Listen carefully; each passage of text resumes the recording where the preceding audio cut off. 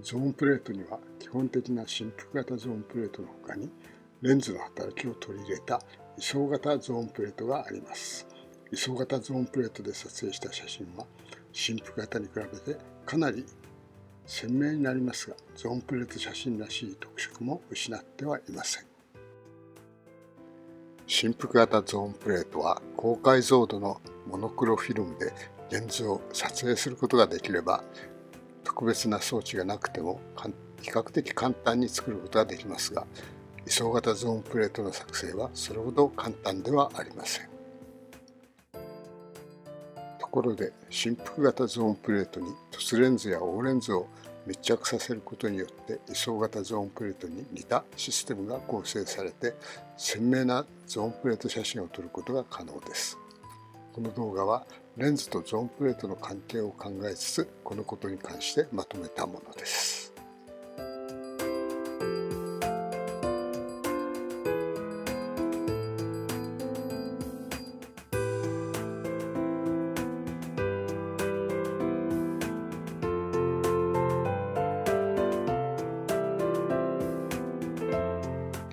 写真はどうして撮影されるのかという質問に対して、普通はレンズ付きカメラで撮った写真、ピンホールカメラで撮った写真およびゾーンプレートで撮った写真はそれぞれ光の屈折、光の直進および光の解説によって像ができると説明されます。これはもちろん正しいのですが、この説明だけではこれら相互の関係がよくわかりません。相互の関係を理解するには、光は電磁波という波の一種であるということに立ち戻って、同じ点から出てきた光の波は焦点で、波の山同士、谷同士が同時に集まって強め合うことで像ができるということを説明しなければなりません。この説明をする上で大切な言葉が2つあります。位相と干渉です。位相は波のような周期的に繰り返す現象において、一周期の中のどこにあるかを示す量なので、普通角度と同じく度とかラジアンで表します。干渉はこのような周期的現象が重なり合うことを示します。位相が同じ状態で重なり合えば強め合い、位相が半周期ずれて重なると消し合ってしまいます。したがってそれぞれの重ね合いを建設的干渉、破壊的干渉と言います。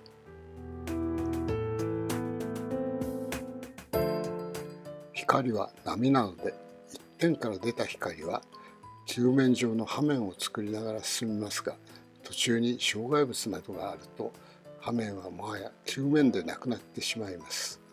新しい波面がどのような形になるかを簡単に理解させてくれるのがホイヘースの原理です。ホイヘースの原理に従えば、各波面上のすべての位置からは次々と素電波と呼ばれる二次波が現れて、この素電波同士の建設的干渉で崩落面が作られて、これが新しい波面として進みます。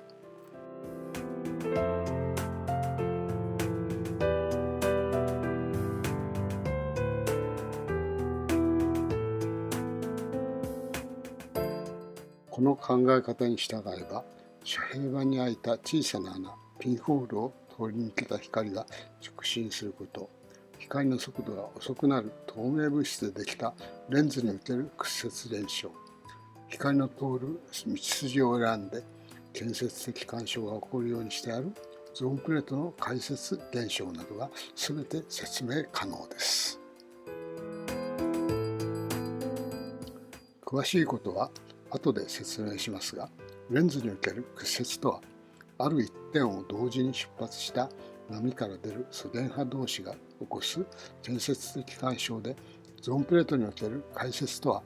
ある一点から波の周期の整数倍だけ時間がずれて出てきた波同士が起こす建設的干渉なのです。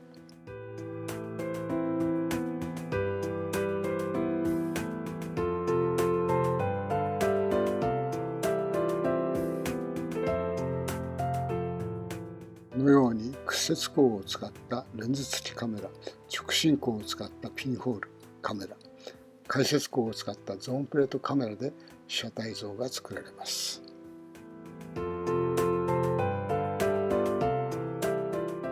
ゾーンプレートとピンホールの大きさの関係を示した図です。フレネルゾーンプレートは中心円と面積の等しい複数のリング状ゾーンからできています。中心円の半径は光の波長と焦点距離から決まりますが、ピンホールの大きさもこの中心円と同じ程度に選ぶのが適切です。ゾーンプレート全体を一つのピンホールにしてしまうと、ピンホールとしては大きすぎる過大ピンホールになってしまって、極端に不鮮明な像しか得られません。しかし、ゾーンプレート写真にはゼロ次解説光と呼ばれる直進光によってこのような過大ピンホールによる被写体像が含まれていて、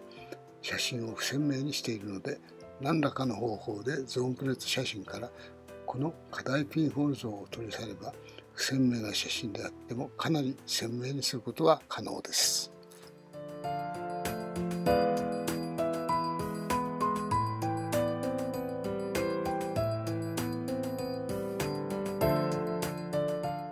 右の図はピンホールを通り抜けた平面波がどのように直進波になるかということと、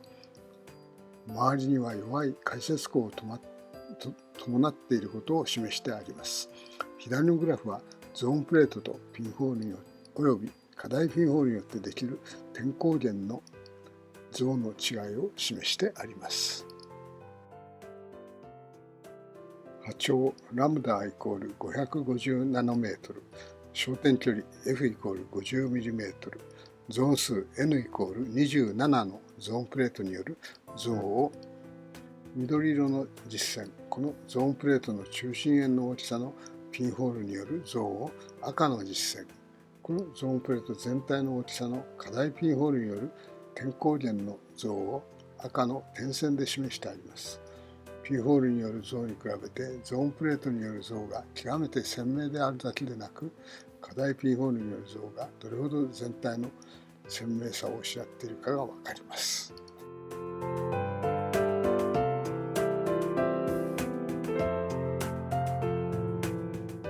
ここまでに説明したように、光の波の波面が集まって建設的干渉を起こして光の強度が高くなる点が焦点です。建設的干渉は光の山と山、谷と谷が同時に集まること、すなわち周期的現象のどの部分かを示す位相が同じ部分が同時に集まることなのです。ただし、同じ現象の繰り返しである周期的現象ですから、必ずしも出発点を同時に出た光である必要はありません。周期の整数倍だけずれて出発した光であっても位相は同じなので、焦点に同時に到着すれば建設的干渉を起こして光が強くなります。光の通過経路に光の速さを遅くする物質を置いて、全く同時に出発点を出た光が建設的干渉を起こすようにしたものがレンズで、位相が同じになる光の経路を選ぶことで周期の整数倍だけ遅れて到着する波も許して建設的干渉を起こすようにしたものがゾーンプレートなんです。このためゾーンプレートにはたくさんの焦点があって、一周期の整数倍だけ遅れて光源の点を出た光が集まる一次焦点の他に、3周期の整数倍の3次焦点、5周期の整数倍の5次焦点などあります。もっとも3次以上の焦点が写真撮影に使われることはあまりありません。また、これらの焦点の他に大レンズに対応するマイナス次数の焦点もあります。マイナス次数の光は発散光に対応するもので、障害物の後ろ側に回り込む光として解説現象の説明によく使われている現象です。本動画の主題であるゾーンプレートとレンズの組み合わせについて見てみましょう。ゾーンプレートからの光としては、ププラスマイナス一次焦点へと向かう光のプラスマイナス一次解説光についてだけを考えます。また、レンズは凸レンズと大レンズを考えます。複数のレンズで作るカメラのレンズシステムのようにレンズとゾーンプレートを離して使うこともできますが、ここではこれらを密着して使う場合についてだけ考えます。このようにすると、この図のように凸レンズの焦点プラスゾーンプレートのプラス焦点、凸レンズの焦点プラスゾーンプレートのマイナス焦点、および大レンズの焦点プラスゾーンプレートのプラス焦点の3つの場合が考えられます。なお、ゾーンプレートからのゼロ次解説光と凸レンズという関係も考えられますが、これはレンズだけの場合とほとんど同じです。これについては別の動画にまとめておきます。焦点距離 F=100mm の凸レンズを焦点距離 F=300mm のゾーンプレートに密着させた場合の図です。上の図はゾーンプレートのプラス一次焦点である F=+300mm と凸レンズの焦点距離 F=100mm の合成で 75mm のところに焦点ができることを示しています。下の図はゾーンプレートのマイナス一次焦点である F=−300mm と凸レンズの焦点距離 F=100mm の合成で 150mm のところに焦点ができることを示しています。ゾーンプレートだけを使ったのではマイナス次数の解説光によって像を作ることはできませんが、凸レンズを合わせて使えばこのようにマイナス次数の解説光も像を作るのに役立ちます。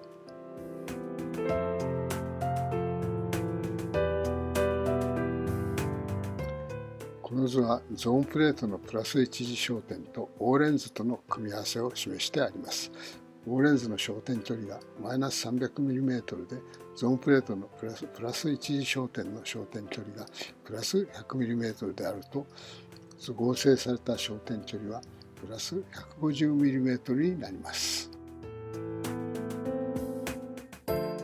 焦点距離が 100mm、150mm、200mm、300mm のゾーンプレートと焦点距離が 63mm、100mm の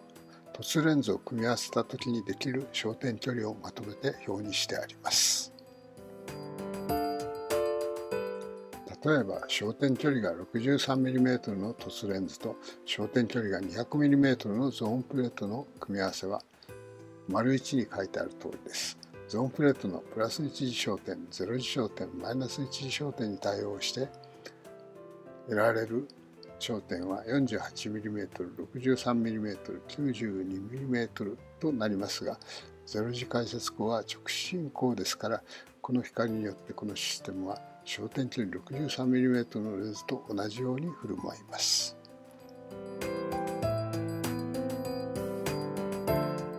レンズとゾーンプレートの関係について説明します。レンズでもゾーンプレートでも焦点は無限に遠くにある被写体上の一点からの光の波が集まって建設的干渉を起こす場所です。一点から出た光は球面波ですが、非常に遠くにある光源から来た光はゾーンプレートの位置ではほとんど平面波になっているので、ゾーンプレートの上では至るところ同じ位相の面になっています。しかしそれぞれの点から焦点までの距離は等距離ではなくて、図のように光軸から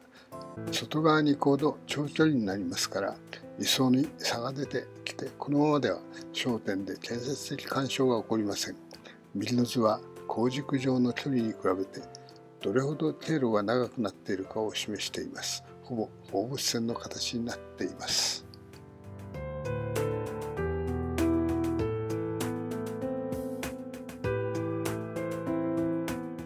このようにゾーンプレート面やレンズ面の上の各点からの到達時間が違うと、焦点の位置で建設的干渉が起こらないので、この到達時間を同じにするような工夫をしなければなりません。最も簡単には左のグラフを上下逆にするような機能を見出して加えればいいのです。これは簡単です。ガラスなどの透明物質は真空と比べると内部を通る光の速度は遅くなりますから、このことを用いて中心部を通る軌道の長さが実効的に長くなるようにすればよいのです。このようにして作ったものがレンズというわけです。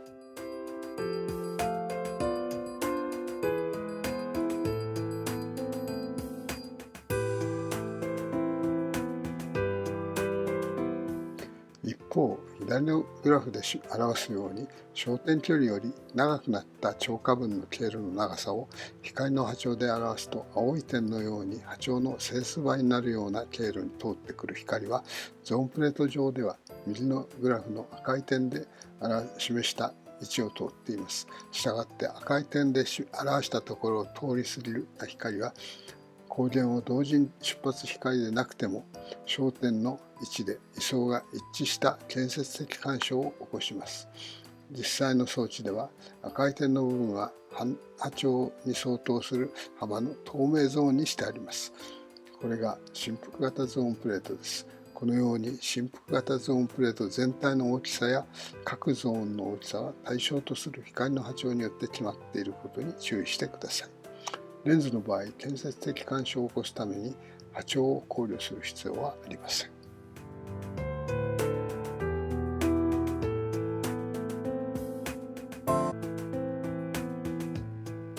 振幅型ゾーンプレートでは、各透明ゾーン内の一つの円周を通る光だけが他のゾーンの対応する円周を通過する光との間で強い建設的干渉を起こしますが、同一透明ゾーン内であっても半径が違う位置を通り抜けた光とは完全な建設的干渉を起こしません。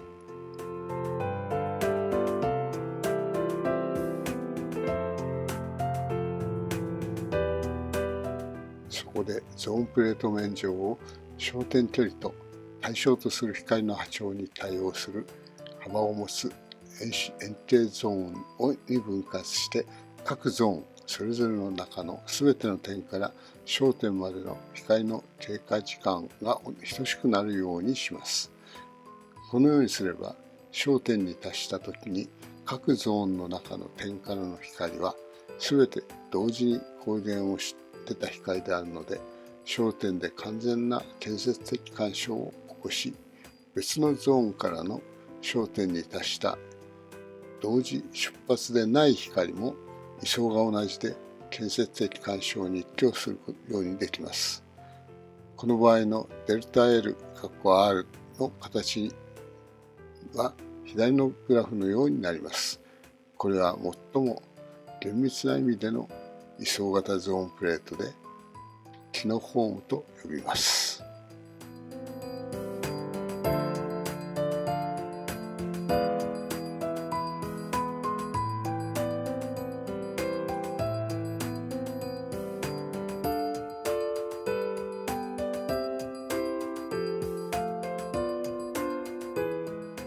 キノフォームでは、デルタ L（R） は各ゾーンごとに滑らかな連続関数になっていますが、これを階段関数で近似することも考えられます。右のグラフのように一つのゾーン内を2段に分けたものが最も単純な位相型ゾーンプレートで、レベル2のゾーンプレートと呼びます。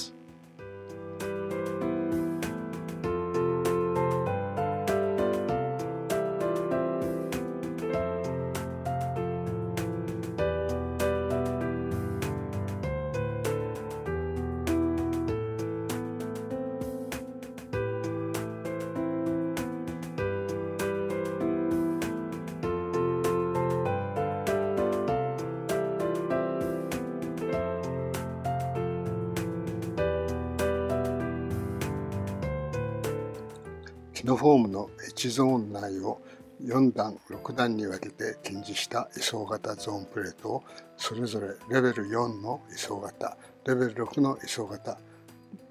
ゾーンプレートと呼びます。普通の写真撮影ではレベル6位相型ゾーンプレート程度で十分にキノフォームに近い結果が得られます。ころでここで対象としている簡易位相型ゾーンプレートは右のグラフのキノフォームに対して左のグラフのような形をしていると考えられます。建設的干渉を考えるときには周期の整数倍の時間遅れが許されるので、左のグラフの青い部分はあってもなくても良いということになりますが、ここでの議論に周波数あるいは波長の概念が入って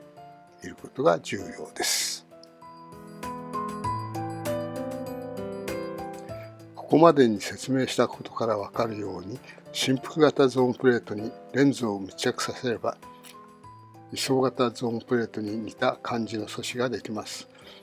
振幅型ゾーンプレートはゾーンプレートパターンのレンズを高解像度のモノクロフィルムで撮影して現像できれば素人でも簡単に作ることができますが、位相型ゾーンプレートとなるとそうはいきません。そこでレンズと振幅型ゾーンプレートを重ね合わせただけの簡易位相型の作成ということになりますが、課題の一つがレンズの中心とゾーンプレートの中心をどれほど精度よく合わせることが必要かということです。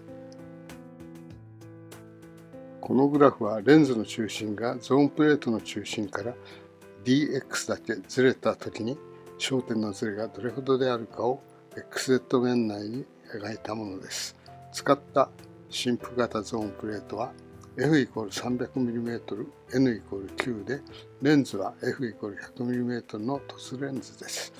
このシステムの焦点距離はプラス1次焦点、0次焦点、マイナス1次焦点に対応する焦点距離がそれぞれ 75mm、100mm、150mm で ①、②、3で示してあります。X 方向のずれdx=0.0mm、0.05mm、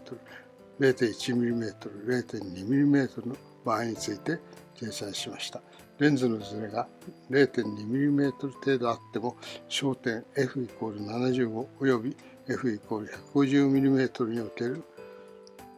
位置のずれはそれぞれ 0.15mm および 0.3mm 程度なので一応問題ないと思われます。また、②の0次焦点の位置はグラフからも分かるようにレンズのずれと一致していて、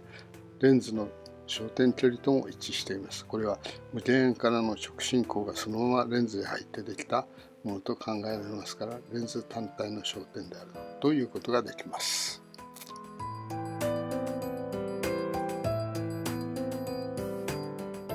F=300mm、N=9 の振幅型ゾーンプレート、F=100mm のレンズおよびこの2枚を密着させた時の光軸上における光の共同分布を示したグラフです。緑の点線は F=300mm、N=9 の振幅型ゾーンプレートで Z=300mm のところが焦点であることが分かります。また、この点線は Z=100mm のところにもピークがありますが、これはプラス3次解説光によるプラス3次焦点です。青の左線は F=100mm のレンズによるもので Z=100mm が焦点であることが分かります。赤の実線がこれらのゾーンプレートとレンズの合成システムの合線分布ですでに説明したように 75mm、100mm、150mm のところに焦点があることが分かります。F=75mm の焦点の位置でのレンズのずれの効果を表しています。写真を見たのではほとんどこのずれの効果は認められないと思われます。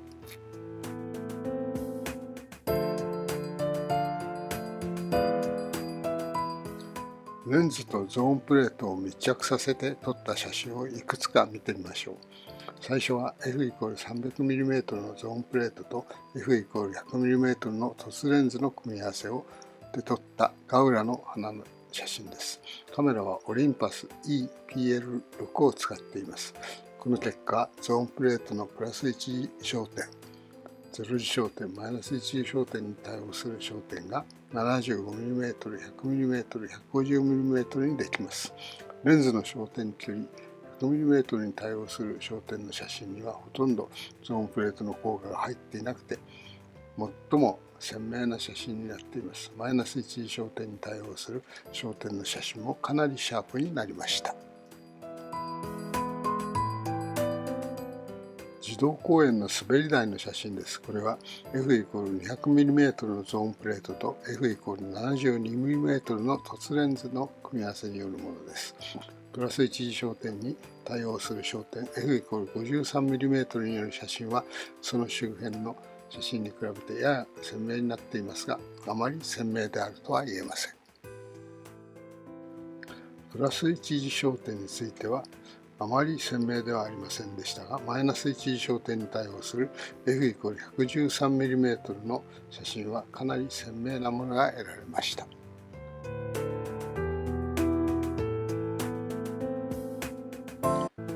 F=300mm のゾーンプレートと F=100mm の凸レンズの組み合わせによるハボタンの写真です。増距離を伸ばしつつ撮影すると最初不鮮明だった写真はプラス1次焦点に対応する 75mm で少し鮮明になってまた不鮮明に戻ります。しかし 100mm 程度で極めて鮮明な写真となります。これは0次焦点に対応するものでほとんどレンズだけの効果であると言えます。増距離が F=100mm を超えると再び像は不鮮明になりますが、マイナス1次焦点に対応する 150mm 近傍で再び鮮明な像が得られます。焦点距離マイナス 96mm の大レンズと F=50mm、N=27 のゾーンプレートを重ねると F=104mm の焦点距離が得られます。郵便ポストの模型を撮影した写真です。大レンズとゾーンプレートの組み合わせである焦点距離のシステムが得られますが、この場合得られる写真とこの焦点距離を持つゾーンプレート単体で得られる写真を比べてみます。最初に対象とするのは光で動く犬の人形ソーラードッグです。最初は左側に示す合成焦点 F=51mm を作り出す F=30.4mm、N=39 のゾーンプレートと F=75mm の大レンズによる写真と右側の F=50mm、N=27 のゾーンプレート写真に単体による写真です。この場合鮮明さはあまり変わりませんが、色はかなり違って見えます。次も同じくゾーンプレートと大レンズの組み合わせによる犬の人形の写真です。今度は F=50mm、N=81 のゾーンプレートと F=-95mm の大レンズを組み合わせで F=105mm のシステムで撮った写真が得られました。右の写真は F=100mm、N=31 のゾーンプレートで撮った写真です。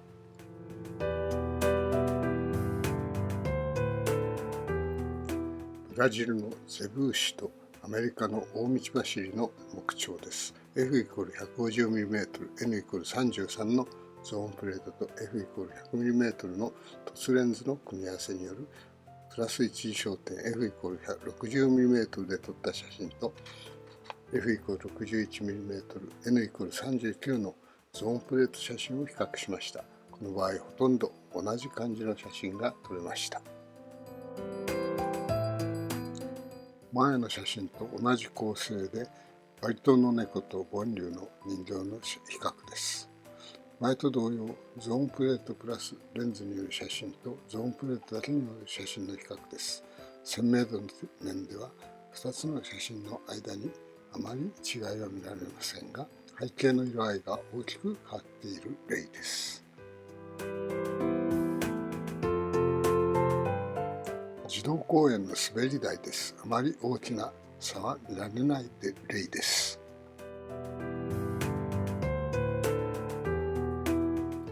同じく焦点距離 F=150mm、N=33 のゾーンプレートと F=100mm の凸レンズによる写真と焦点距離 F=61mm、N=39 のゾーンプレートによる写真の比較です。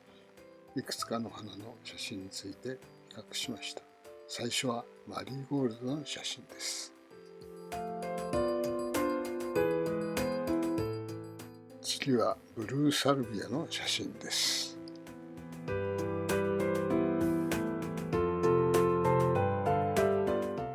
黄色いマリーゴールドと赤いサルビアです。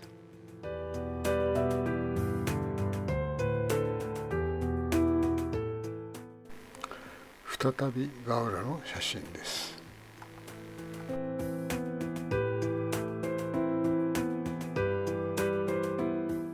最後は金水引の写真です。ここまで見てきた合成焦点距離が 60mm のゾーンプレートの写真は単体のゾーンプレート写真との間にはあまり大きな違いは見られませんでした。